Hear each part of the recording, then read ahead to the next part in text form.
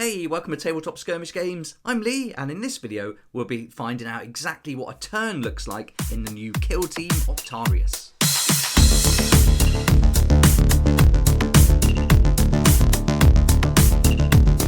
Here we go, we're over at the Warhammer Community site, and today's article is dated the 2nd of August 2021, and in this we're going to find out how to seize the initiative and launch crucial strategic ploys in Kill Team's dramatic turning points. So this article is going to tell us all about what a turn looks like, and we're going to go through all the different phases, and we haven't seen this information yet. So a nice little update today. So in this video we'll go through the article together and find out everything new about this new Kill Team Octarius.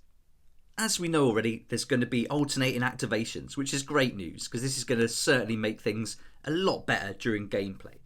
So these alternating activations are going to take place during a turn, but now they're calling a turn a turning point. So that's how they're going to be known from now on. And these turning points are going to be comprised of 3 phases, during which you'll seize the initiative, enact strategic decisions, send your operatives into combat, and more. And each game is going to be made up of just 4 turning points, so you need to make good use of each phase to one-up your opponent and clinch a victory.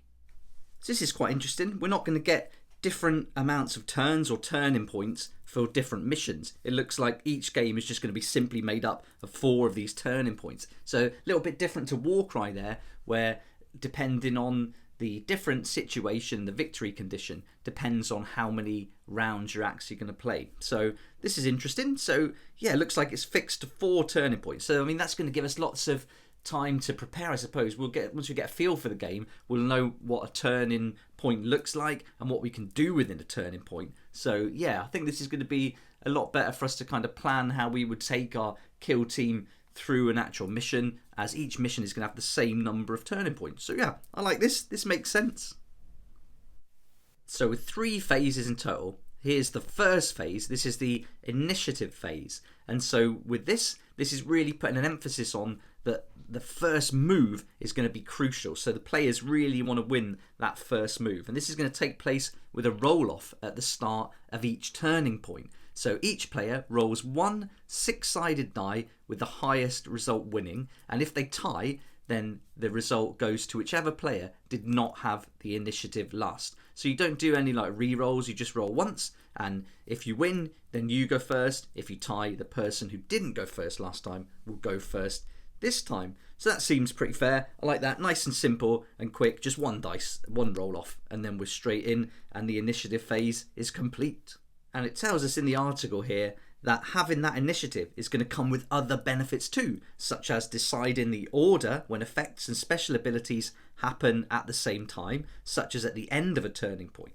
And while holding the initiative will in no way guarantee a victory, commanders will be sure to get the most out of acting before the opponent has a chance to respond. So yeah, like with any game, if you get the first chance to move and start taking actions, then yeah, you've got a little bit of an advantage there. But it's nice that it can easily pass back and forth between the 2 players following each turning point.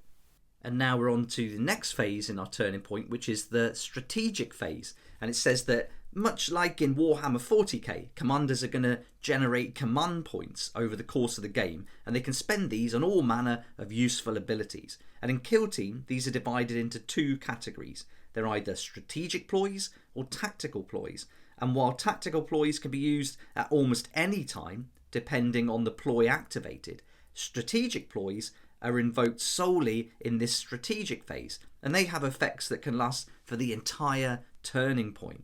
And they give us a little example here. So if we imagine the veteran guardsmen of the Death Corps of Krieg think that they'll need a bit of extra oomph behind their lasguns, with a characteristic lack of concern for their own safety, their commander can have them overcharge their energy packs to dangerous levels. And so we can see overcharge lasguns here is going to cost 1 command point, and until the end of the turning point, change the profile of lasguns that friendly veteran guardsman operatives are equipped with to the following. And so we've got all the statistics here, and we've also got some special rules where if it's a standard, then no special rules apply, but if it's overcharged, that's an action point of 1, and it's got a keyword of hot, so we haven't seen that keyword yet, so that'll have to wait till we get the rulebook, I imagine, to find out about that. So we're starting to see lots of these little keywords popping up over these articles lately, and so there's certainly going to be a lot of depth to this game by the looks of it.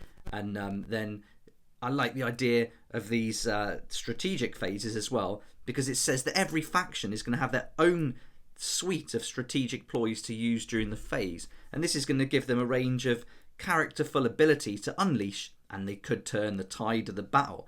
And so as they're used before the fighting begins in each turning point, commanders will be able to build a strategy for the coming combat and try to anticipate their opponent's moves based on what ploys they've activated. So hopefully this will really tie into the narrative of each faction, and so that's going to really kind of suit the tactics, how you might want to play them. And I like to play the different warbands or kill teams. It's going to be the same. If in Warcry I'll play a warband as that warband I think would react if they were doing battle. So if you've got like the Untamed Beasts, they're going to want to run straight in and get stuck in. So I would play them that way. And I'm hoping that these strategic phase, strategic ploys will kind of play into that idea too. So really looking forward to that. And now we're on to the final phase, which is the Firefight Phase. And this phase is where your operatives really get down to business, activating one by one and spending their action points to move, shoot, fight and more. And yeah, there's a lot to go into for this Firefight Phase. We've covered a little bit in previous articles on ranged combat and close combat. So if you want to check those videos out, they're on the channel as well. So you can catch up and find out more about that. But it does say that it's going to tell us more about this Firefight Phase and how it will play out in much more detail. So stay tuned to the Warhammer Community site for upcoming Learn to Play videos, and be on the lookout for more Kill Team articles as we steadily approach the new edition's pre-orders in just a few weeks' time. So this is nice. We're starting to get a little hint here, a few weeks. So that would suggest to me that it's more than 2. So we're looking at least 3 weeks for the pre-order for this. So that's really looking good for that 3rd week, maybe even the 4th week of August. So we're actually getting a date now. So a little while to wait, but it sounds like we're going to get some Learn to Play videos out before the game's released anyway. So that's going to give us a good idea of how to play it, and we can maybe do some little trials with some of the miniatures we already have. So that'll be quite fun.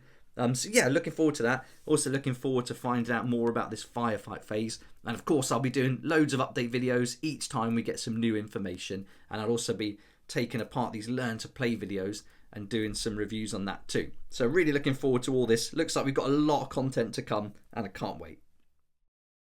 So that was a nice little update today, but I'd love to know what you think about this. So let me know in the comments section below. And if you want to catch up on all the updates that we've seen so far, right from the beginning of the release, then check out my channel, which has got a playlist that I'll put a link to at the end of this video, so you can find out all about everything from the combat rules right up to narrative campaigns and everything we covered in today's videos. But thanks so much for watching. I hope you liked the video, and I hope you're enjoying these updates as much as I am. It's really fun learning more and more about Kill Team like this, but I really can't wait for these Learn to Play videos. But for now, thanks so much for watching. Please like if you like it, subscribe for more videos like this, and don't forget to hit the notification bell to join me next time on Tabletop Skirmish Games. If you like this kind of content and would like to support the channel, then please check out my Patreon page. And thanks to everyone who's joined so far. It's really awesome. We hang out on Discord, talk about the hobby, share ideas and help each other out. And you'll get some perks there that you're not going to find anywhere else. So I'll put a link in the description, and it'll be great to see you there.